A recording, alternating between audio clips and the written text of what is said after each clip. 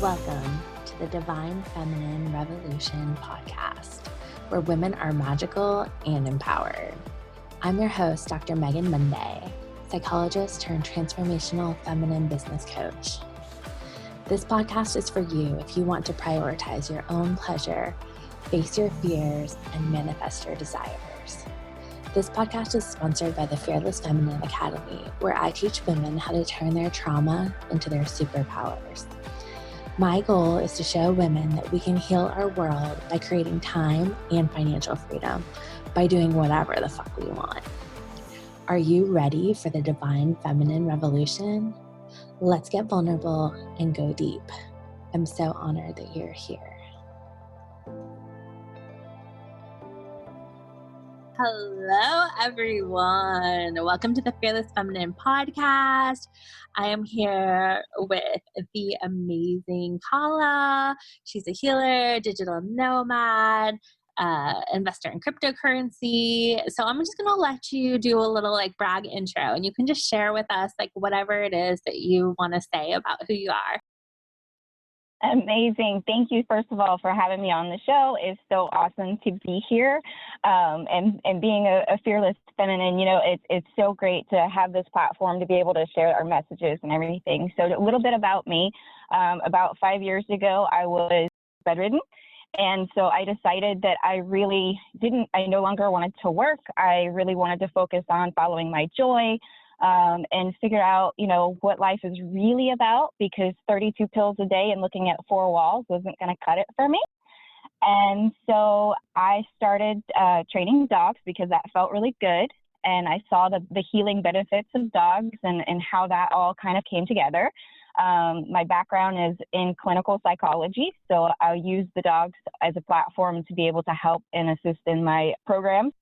And so I decided that as a transition, I was going to train dogs full time and give that my full attention.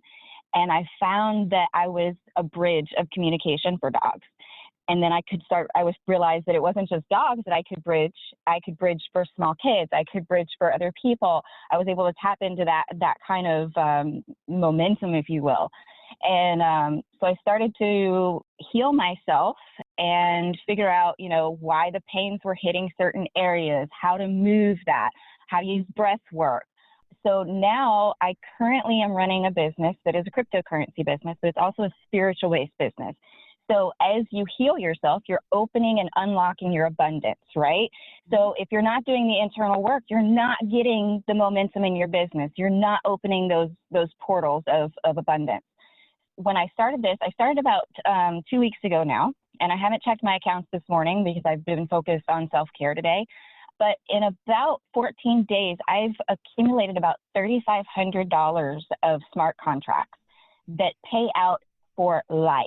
They don't ever change, and I'm continually growing in this business. So what I've done is I've teamed up with some of the best women that I know that are teaching empowerment, that are teaching how to use these platforms, that are unlocking these abundance portals. And I'm able to bridge for people. So if they're seeing behavior malfunctions in their 3D life, we get to the root causation of it in the quantum field so that you can do practical application right now to change your life.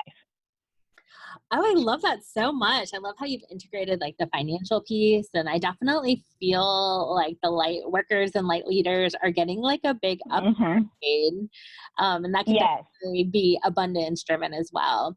So you mentioned the piece about being bedridden. Tell us a little bit before your kind of spiritual awakening. What was it like before that, before you learned to communicate with yourself and your soul and others? Before that, my life was extremely difficult. I had history of abuse, emotional, physical. I felt like I was under spiritual attack all the time. It felt like manipulation quite a bit in my life. And I had to learn that, I don't get to pick the avatar that I get to play in other people's lives, but it all had meaning. So, when it came to the abuse factors and looking past the fact that I'm not a victim, that all those things had purpose, And then I had lost my dad before I was bedridden. And I think it was the fact that I didn't want to face that and look at what was coming forward for me, right? Because he was a big factor and a staple in my life. And we had a very, very, very close relationship. So it was really hard for me to try to figure out, like, how do I navigate life without my biggest supporter?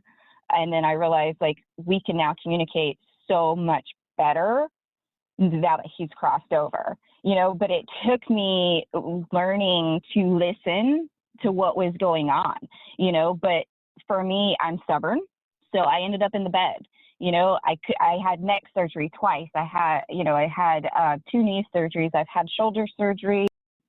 I was told I would never work again, like, as far as like disability goes, but yet I was never granted disability. So they're like, you can't work, but yet we can't, you also can't get funds.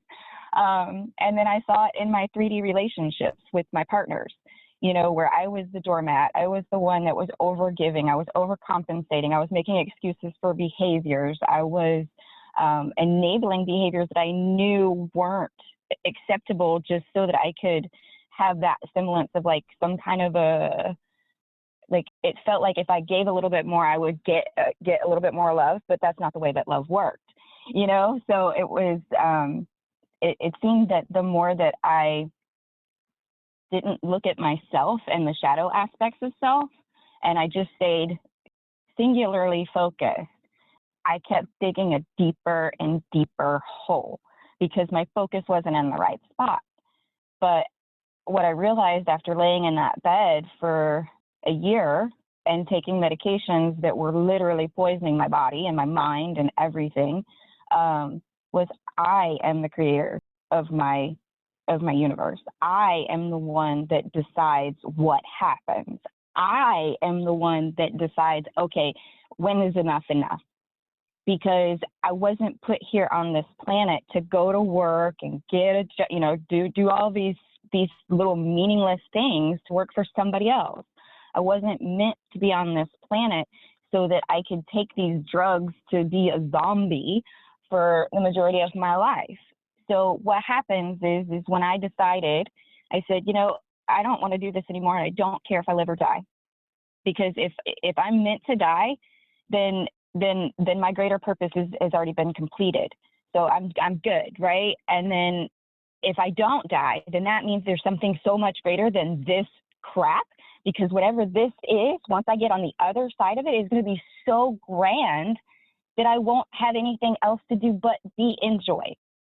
So why do I want to look at how much it hurts right now when I can accept it for exactly what it is? I can acknowledge where I am with it, express myself completely, and then brace myself for the miracle that's about to come. Wow. So yeah, it was a huge journey.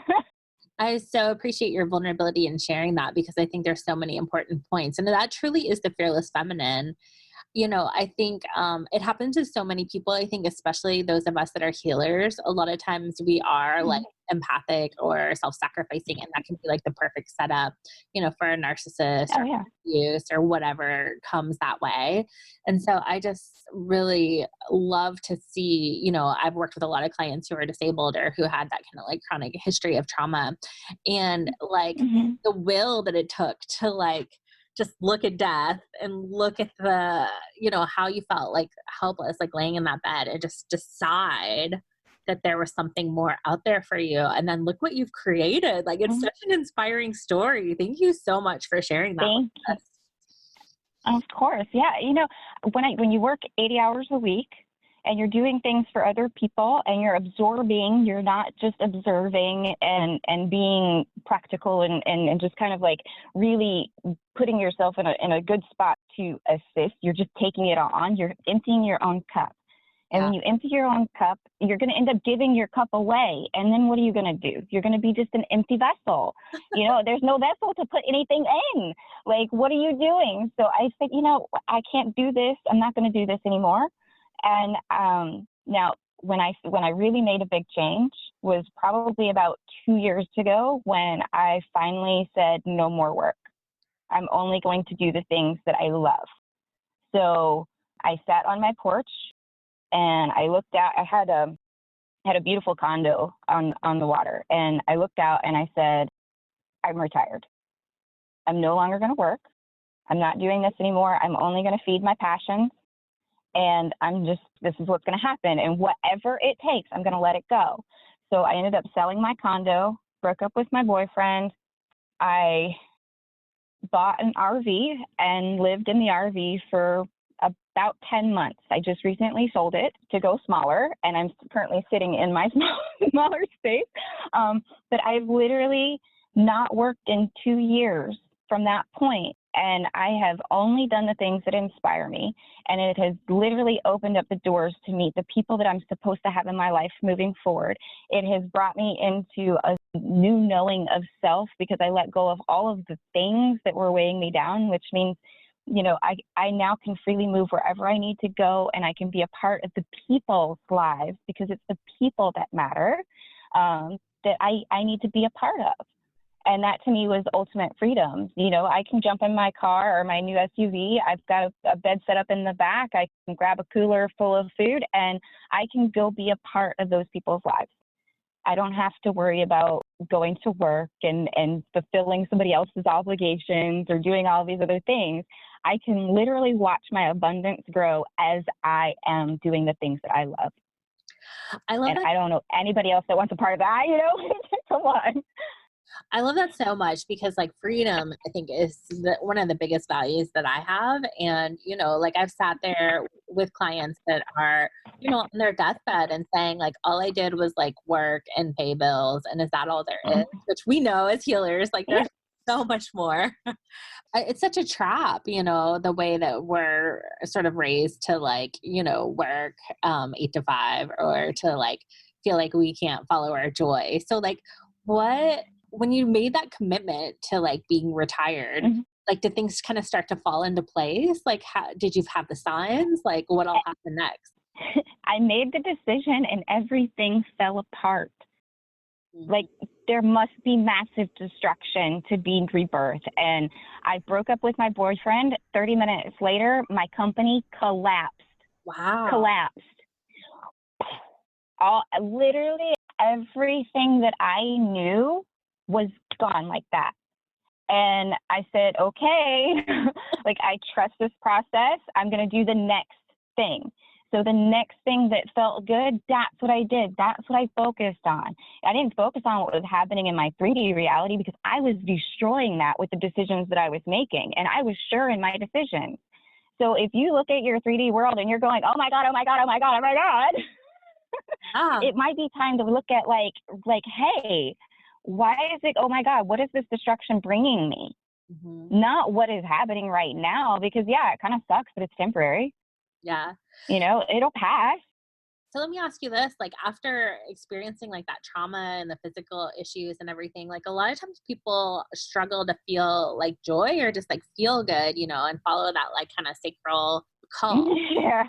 How did you like know what felt good after, you know, with trauma, sometimes the wires cross and like good feels bad and bad feels good. So how did you break that cycle and just like go for it with your intuition, your destiny? I think that that one had to be the hardest, because like you're wired to believe that this is love and this is what it's supposed to feel like. So that's what you kind of lean into, and that's what's comfortable. So what I found was you have to lean into what's uncomfortable to actually find what was healthy. Ooh, that's good. Yeah, it was super scary, but you know, I mean, think about it. Like I was so comfortable with trauma and chaos and pain and everything else. Like I had to make a new decision. So if that is what was comfortable and that's what the result was, then why would I not want to lean into something a little bit more uncomfortable, knowing that the anxiety and all of this, think about like you've got fear on one side and you've got all of these chemical reactions happening, and you're just like all that adrenaline. The same thing happens when you get excited. It's just the way that you're looking at it. The same things happen, the same chemical responses happen. But when you feel that Are you going, oh my God, I'm so excited? Or are you going, oh my God, what's happening? You know, it's the way that you perceive it. And like, you don't get like for me, I notice it immediately. I'm like, okay, here's one of those moments. My heart's beating really fast. Like my hands are getting sweaty. I get the whole physical response. And I go, do I choose to be afraid or do I choose to be excited? And if I'm excited, what am I excited about? Because I'm creating something in this now moment. I love that so much, you know, and I think like, I like to say like playing it safe is the most dangerous thing you can do. And it sounds like you really ran with that, and legit, it is the same emotion. We just like tend to say, is this good or is it bad? You know?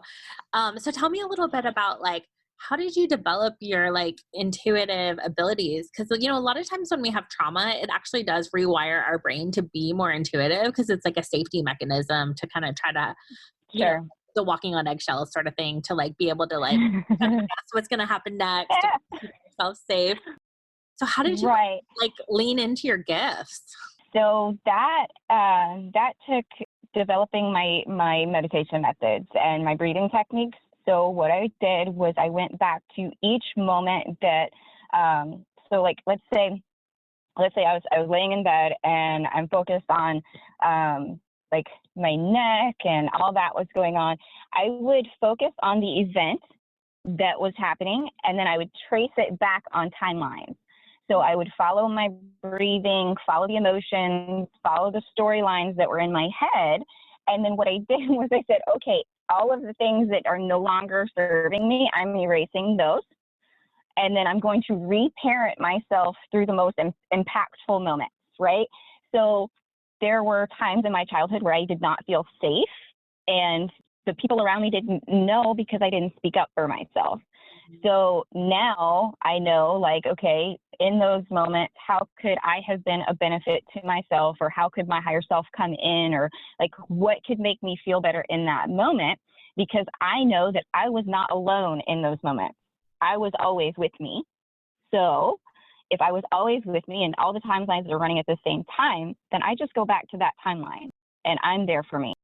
And I present new opportunities, new outlooks from a different perspective, because my higher self now, like when I look in the mirror now, I see the person that was with me then, but I didn't know who she was. I thought she was an angel. I thought she was somebody outside of myself. Well, and it was you? It was always been me. Oh. Just like with literally with everything. Nothing is outside of you. You know, kids have their imaginary friends, and we have our friends that are so important to us, and we have the not so great sides of ourselves that we don't want to look at, but that we're forced to through other interactions, and we ignore them so they show up in our 3D reality. It just so happens that I could see myself in those different ways. I just didn't know who they were. You know, and it takes meeting yourself and going back and going, oh, geez, when I saw that person standing next to me, I thought that was an imaginary friend. That wasn't. That was me now. That was me going back to her and letting her know she's okay. That was me holding that space for her and saying that you're going to get through this. You're going to create something so much better for somebody else in these moments. You just have to remember. So my whole thing with everything that I've tried to create for everybody is trying to figure out, how do you tap into you?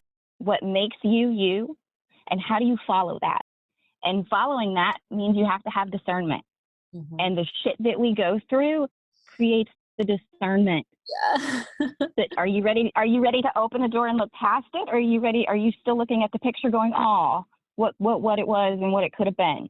You know, let's move past it. Let's get into the new of you. Let's get into this new 5D reality, because everything that you've went through has meant to get you here. We're not looking back and judging it any longer. We're looking at what you are right now and creating the next version of you, that next chapter, that next book even.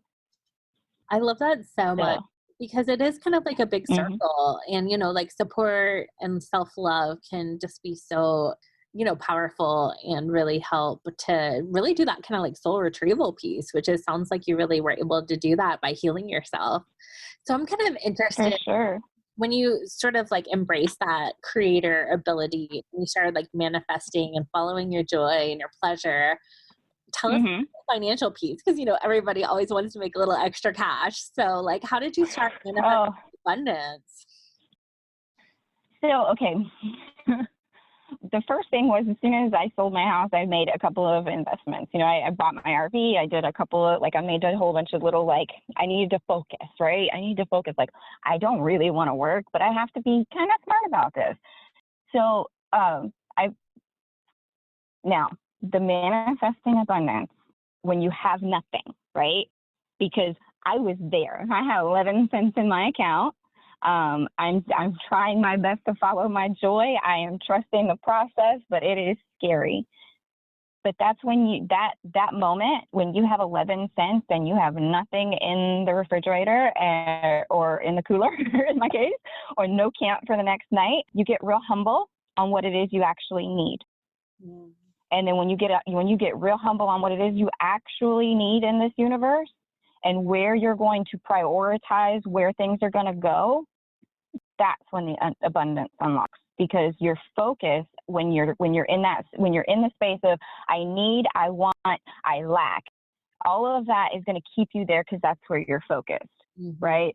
But if I say I have everything that I need, I am a magnet to money. My abundance is birthright. Those things are going to keep me focused on the fact that I create these things for myself, and everything comes in waves and flows, and eventually everything's is gonna equal out for everyone on the planet. But those of them that are ready to do the work are the ones that are going to unlock it first. So it's a matter of what are you willing to look at, and what are you willing to let go of? Because you have to open up the space, and emotions are the key.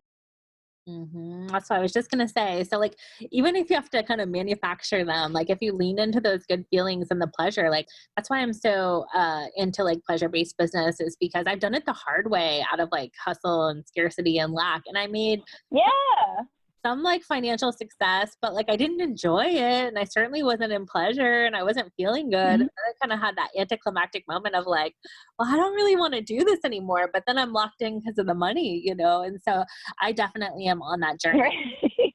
finding my pleasure, putting myself first, and really working with that fearless mindset. And I love it so much. Just opening up to receive, right? Because that's where all the feminine power is. It's just letting the universe provide for you, right? Right. Okay. So I'm all about physical symbols and things like that. So I have been blocked in receiving, and it came to a big culmination not too long ago, and I was burned severely on my left arm, which is the receiving arm. And it was in that moment I was okay, I hear you, I see you, I understand, so receiving as a feminine is much different than people might actually think it is, and I think learning that aspect took a whole new turn for me. Receiving for a feminine is a matter of opening yourself up. Okay, not opening yourself up sexually, but opening up yourself emotionally. Emotional, getting in touch with do you care enough about how you feel? And can you honor it? Receive that kind of information. That's the receiving. Can you receive the information that is being given to you? Totally. Dang. Confirmation chills. Absolutely. I know you were giving me chills earlier. That's usually one way that intuition speaks. I think we have so much programming from the patriarchy or the powers that be that teach us not to trust ourselves. And it's we gaslight ourselves. Yeah. And then then we attract in people that gaslight us, and they help us along the way to even just create more self-doubt. I just love your spin on that, because we have to privilege our own experience and just really like listen. And then when you Mm-hmm. that, I mean, magic starts to happen. So like tell us like some of the goodies that happened when you made that move. Okay, so I told you I was doing my whole gypsy life. Now, every time I get on the road to travel, my spirit lights up. I just love being able to see what's on the road, all that kind of stuff. Now, magic happens is when I go on the road, I'm not working. I'm just going. I'm driving. I'm enjoying my life. I'm enjoying those moments, and it feels good. And then when I get to my destination, I open up my phone, and there's more money in my trust wallet for my cryptocurrency business that I haven't touched all day long. So that is some serious magic right there. So that I really want to share with everybody. So some other things that have happened as far as like magical things was when I decided to sell my RV. Typically you sell an RV, you get, less than what you paid for it. There's depreciation, there's all kinds of other stuff. Now I sat with myself and I said, what is it that I really want? And how do I want to move forward with the next phase of my life? I kept hearing a gift of $10,000. And I was just like, I don't understand what this means. But, all I know is that when I sell my RV, my next phase is I'm going to go smaller. I'm going to be smart, and I'm going to be looking for property to open up my healing centers. I don't know how the money is going to show up. I don't care how it shows up because I know that I'm following my joy. And when I find the property, I'll know. And so I ended up $10,000 over on my RV. So I ended up banking that. I was able to go right back onto the road, and I immediately, once I got to my mama, found my new SUV. And I follow those impulses, those things that feel real good. And just like these little sparks come and you follow them, and it's just like little gifts on each side of them. And like sometimes you get a bad egg from time to time, but when you get those, it's just a signal of something else that needs to heal. So your mindset goes from like, oh crap, here's another thing I've got to deal with, to this is the best gift of all is, oh, I get another opportunity to do the next right thing. I'm looking at these little difficult times and I'm going, these are the challenges, these are the puzzles that I'm here to figure out. And then when I figure them out, I'm going to get whatever's on the other side of it. So it becomes like just a game that you get to play with yourself. I love playing myself. Yeah, and I think like passive income really is like the new frontier for those of us that like have a manifestation healer vibe on. But I think a lot of people, including myself, don't know much about cryptocurrency. So like tell us all about it. How does it work? Like how'd you get into it? Tell us the thing. So real funny story. Now I've heard of Bitcoin. I don't know. Have you heard of Bitcoin? So Bitcoin is like the number one cryptocurrency right now. It's worth like $10,000 plus. Like 10. I don't know what the current rate is, but it's ridiculous for one coin. So I didn't really have enough money nor the guts to be able to get into Bitcoin. And I was like, I'll learn a little bit here and there. So I put it in the vortex of my meditations of like, I wanted to attract something that would allow me the opportunity to learn as I earned. That was definitely something because I don't want to work. So like I still got to earn money and I want to learn. So like that sounds like fun. So I had a friend call me and she's like, I need some help with my dog. And I was like, hey, you know what? I'm a dog trainer. Let's do this. And she's like, I would love it if you could do it energetically. I was like, okay, that's awesome. I would love to train your dog energetically. Let's keep in contact. Let's do our meditations every day. Awesome. And she's like, but the only thing is I'd like to pay you in cryptocurrencies. And I was like, okay, I don't really know anything about them, but sure. That's following those impulses, following the opportunities that are present. So I didn't know, but it was like, okay, I can work with this. So over the next couple of days, I was sat with it and I was like, okay, I don't know what to do with it. And she showed me these platforms and they're blockchains where you can go buy smart contracts and they're completely transparent. You own them for life. So it's a continual asset. And I started with a coin called Ethereum. Now that coin is worth about $340 right now or so. And my numbers may be a little bit off, but it's right up there. And I bought a couple of smart contracts with the money that she gave me. Now, the fun part of that was I immediately, within just a couple of days of a little bit of focused work, and when I say focused work, I mean internal work, and then sharing that I was really excited about this new opportunity. I opened up my wallet and I have doubled my income. I didn't put any money in. She had paid me, and there's now more money for me to be able to literally use at any point in time. I can link a debit card to it. I can link it to my PayPal. I can do anything I want to with it. So I was like, okay, now I'm really interested. Now you've got my attention. I want to know more. And so she was like, okay, each one of the, as you buy the smart contracts, you can buy the next level up, and they cost twice as much, but they pay out twice as much, So basically what I did was I started rolling all of my income back into what I was doing. So 2 weeks later, I've got about $3,333 at my disposal that I can use that I didn't really have to work for. Yeah. and I don't really share a whole lot. I'm not a big on social media, but those that are do so much better than I can, and for me, like, that's just not a strong point for me. I'm not there yet, just because I don't like being exposed. So that was one of my fears, was being seen. And getting on programs like this. I had started my own podcast, and I kind of dove into what it was to be in the metaphysical realms and my meditations and all that kind of stuff. And I just realized, I was like, this is just not for me. And then I had another meditation where it was the Cassiopeia constellation. And then Cassiopeia came to me, and she said that she wanted to be unlocked. And to unlock her would be unlocking the feminine abundance. And it's literally, as I'm doing all of this energetic work, like I feel this huge shift in literally the whole planet. And I was like, okay, even though you're afraid of this is something you should be very excited about, because this is going to unlock the abundance of the feminine.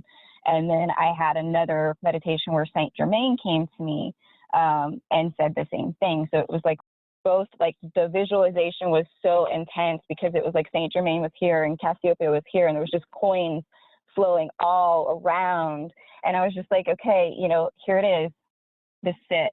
And my goal is to be able to help every person unlock that for themselves. And the only thing that I could ever want on the other side of that are my healing centers where I'm going to live, So it's like, I don't know. The cryptocurrency world is so amazing right now, and I don't know a whole lot, but I know that the more that I learn, the more I want to learn, and the more I want to introduce more people to it. And the other coin that I'm using right now is Tron, and that's the one that I've really gotten a little bit more magical with, because it's only 2 cents a coin.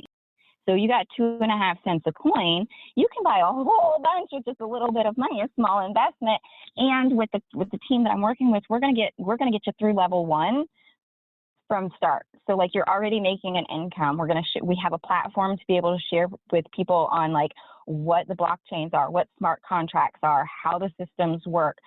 And like, when you think about monopoly, right? And you're buying a smart contract, you're kind of buying that piece of real estate. And every time there's traffic that flows through there, you're getting paid. So each time one's initiated, they are for life. They can't be changed. So like, I'm at ground level with Tron at 2.5 cents. And if it goes to like Bitcoin, which everything looks like it's kind of going in that direction, it's just a magical thing that's going to happen, because you're going to literally just be able to watch your assets grow. Now, the other part that I really, really, really, really, really am curious about, and kind of like seeing in the future, is like, right now with the way that things are with Tron, like, if you imagine like this little railroad system, right? And you've got like the very beginnings of a root system starting. So like all of these brand new, or like laying the foundation, where the people that are really crowdfunding dreams, right? That's the whole principle of this, is like, I'm doing this because I believe in the people that are creating it. I believe that they have things, that the products that they're wanting to bring to the world, that need funding. And like, I need funding for my projects, and you probably need funding for your projects. And so like, we're tapping into this brand new currency that we're going to have a transparent exchange, and it's just absolutely beautiful. So I don't know, it's just, when you see, because like, I'm all about what I see in my head whenever I think about something. So like as soon as I think about the cryptocurrency world, I see this beautiful network of all of the people that I love that are connecting in and following their joy, because they don't have to worry about going to work. They're following their impulses of like, what are the things that they love doing during the day? Because every time they go do that, there's more money in their account. It's like you posted, you just went for the afternoon at the waterfall and you came back to another $100 in your account. Trip was paid for and you got a bonus. Like, I don't know, like it's just amazing to me. But if there was anybody that is curious to like get started, you're looking at a minimum like $7 to get started on one platform. But like if I were advising somebody, I'd say throw in like $50. See what happens and see if you're willing to do what it takes to create a business for yourself that you really just get to enjoy. I love so much what you said about the waterfall. And that's what I have been working with on my own belief system, is that like, I just want the world to support me so that I can do like my healing work, not just like I've been working person by person, but like just like with the world and Gaia and nature. And so it's absolutely really exciting to see that you've tapped into that. And I really do feel like part of this divine feminine revolution is that the money systems are changing, and that it really does need to be like redistributed so that like everybody can have access. Accessibility is definitely one of the values that is like so important to me, so that we can all have safety, we can all be taken care of, and that we can just get to like live life and be happy. And I think, absolutely, that is like the dream, it's the new paradigm that's happening. So I so appreciate your story is amazing.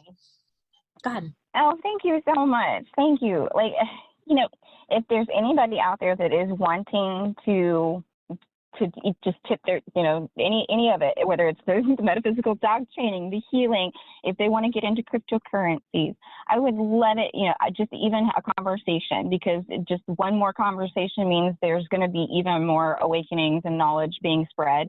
So, if anybody wants to have that conversation, let's talk. I'm open. My schedule's wide open right now because I'm doing the things that I love. And I've been not pushed. I feel guided and inspired to spread this message. So it's like I woke up this morning even more driven to just like communicate about it. It's time. It's time for that redistribution. Yes. I love that so much. And good for you for having the courage and like hearing the call and answering the call to go for like that you wanted, especially after surviving so much like pain and suffering on the front end. You liberated yourself, and that's what Fearless Feminine is all about. I love that so much. So tell us, like, if people want to get a hold of you, where do they find you? How can they book a call? Like your website, like any and all of those things. So right now, the absolute best way to get me is through my Facebook page. So it's KHALA.SYSLO.7. I take all direct messages. I answer them personally. If you want to leave me a message on my page, or if you want to do a direct message, that's totally fine. I am on Instagram. It's just at my first and last name. So it's at Khala Syslo. And then if you wanted to email me, email contacts. One is breathoflightreborn@gmail.com. And the second one is khalasyslo@gmail.com. So both of those are open for you guys to send me messages, and I look forward to hearing from any of you. Well, I love it so much. And thank you so much for just being like the shining light of like what's possible when you really put your pleasure first. And it is truly revolutionary to do so. And so thank you so much for telling your story. I appreciate that. And I'm sure so many people will be inspired from it. So I can't wait to see what happens. Thank you for having me. Yay! I'm so excited. Well, thanks everybody so much, and we will see you next time. Bye, everybody. Thanks for listening to the Divine Feminine Revolution podcast. Make sure to subscribe and leave a 5-star review. Want to keep the conversation flowing? Find us on Facebook at the Divine Feminine Revolution Facebook group, where revolutionary women gather to listen to their hearts, monetize their gifts, and change the world.